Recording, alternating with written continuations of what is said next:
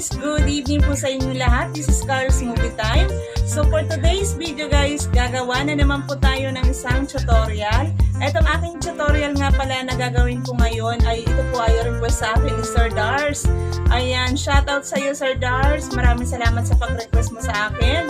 Ayan mga lalabs ko sa mga hindi pa po pala nakakapunta sa bahay ni Sir Dars. Ayan, bisitahin niyo po siya.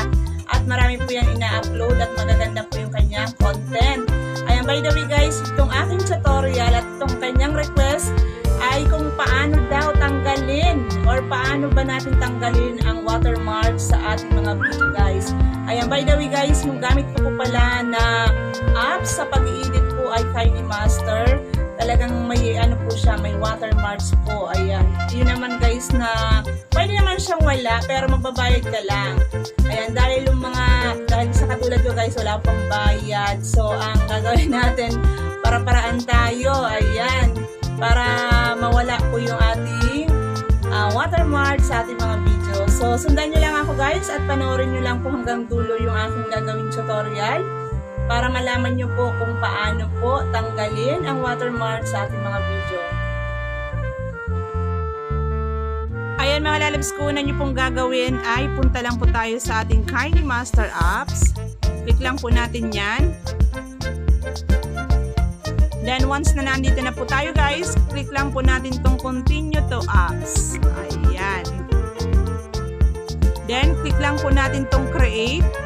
Click lang po natin tong plus sign. Ayan mga lalabs ko, dito explain ko lang po pala. Itong pong 16:9, yan po ay sa YouTube. Ayan. Ito naman guys, 9:16, yan po ay sa Facebook. Ayan. Dahil sa YouTube ako guys, ayan, yan po ang karangyang ginagamit po sa YouTube ay 16:9. So yun po ang i-click natin. Then after natin guys ma-click, click lang po natin tong create. So dito guys, ayan, mamimili lang po ako dito kung ano pong video ang gusto kong i-edit po dito. Ayan, hanap lang ako ng video guys. Ito na lang, ito. Ayan, ito guys ang video na napili ko.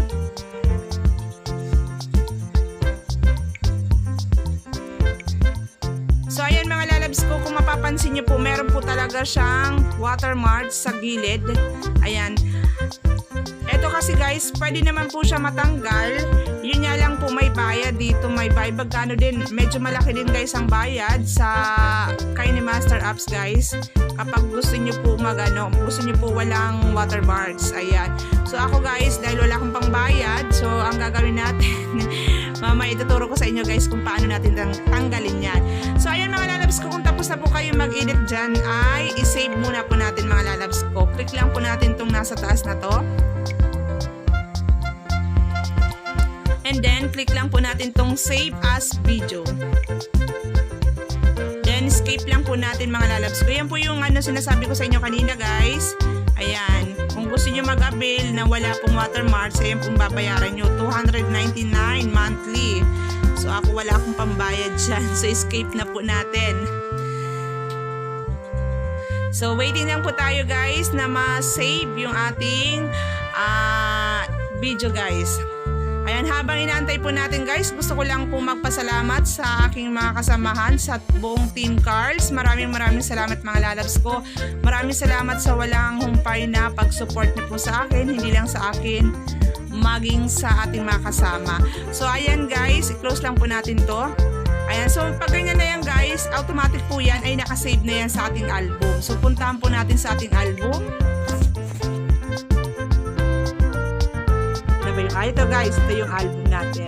So click lang po natin yan guys. Then hanapin lang po natin guys yung sinave natin kanina. So ito po yan guys. So mapapansin nyo guys, sa gilid nyan, ayan po yung watermarks ng KineMaster.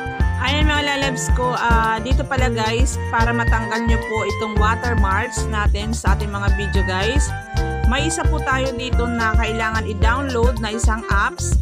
Kung gamit nyo po ay Android, so punta lang po kayo sa inyong Play Store. So ito guys, ito po yung sinasabi ko sa inyo guys, crop and trim. Ayan. Yan po yung ida-download po natin mga lalabs ko. Ayan.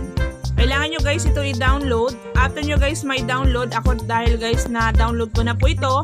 So ang gagawin ko lang guys ay i-open ko lang po itong apps na to. Ito yan guys. So click ko lang po ito mga lalabs ko. And then dito guys ay click lang po natin tong X.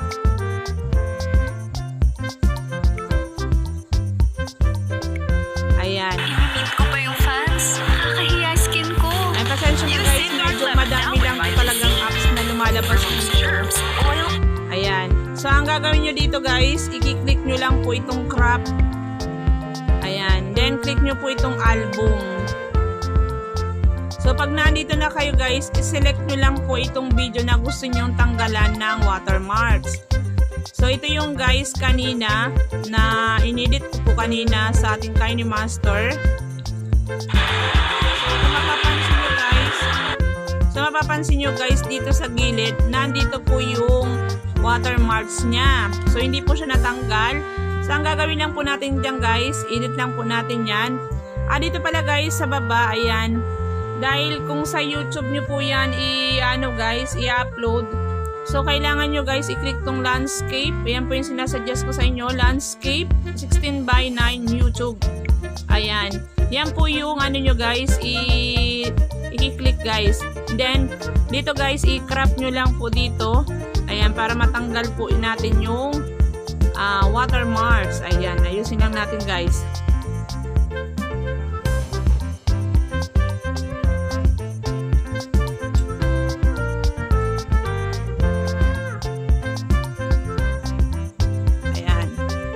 Kung okay na kayo dyan guys, kung okay na po yan, i-click nyo lang po itong check guys sa taas.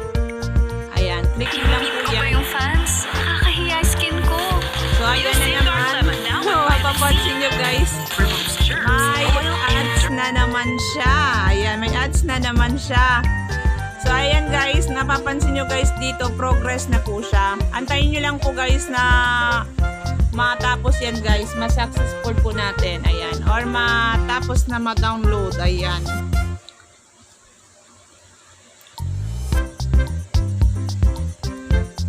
Madami talagang apps tong na to, ay madaming ads itong lumalabas dito. So waiting lang tayo mga lalabs ko, nasa 58 na siya.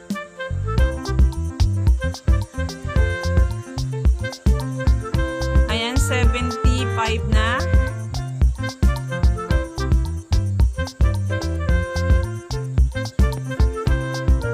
So, ayan, malapit na, ayan. So, kung mapapansin nyo guys, complete successful na po siya. So, ang gagawin nyo guys, balik lang po kayo sa album. Ayan, punta po tayo sa album guys. I-check lang po natin kung wala na siyang watermarks. Ayan. Click ko lang po itong album guys. Ayan. Ito yung mga lalabs ko yung natin kanina. Ayan. Ito yung po yung sinave po natin. So, mapapansin nyo guys. Ayan. Sa gilid po niyan mga lalabs ko, wala na po. Ayan. Wala nang watermarks dyan. So, ganun lang mga lalabs ko kung paano po tanggalin ang watermarks sa ating mga video guys. Ayan. Maraming salamat mga lalabs ko. Sana ay may natutunan po kayo sa aking tutorial. Ayan. Shoutout sa buong Team Carls. Ayan. Maraming salamat. Sana ay nagustuhan niyo po itong aking ginawang video po. Ayan. Hanggang sa muli guys, kapag gusto nyo guys, may request po kayo na gusto nyo gawang ko ng tutorial, comment lang po kayo sa ating comment section. So yun lang guys, maraming salamat and God bless po sa inyo lahat.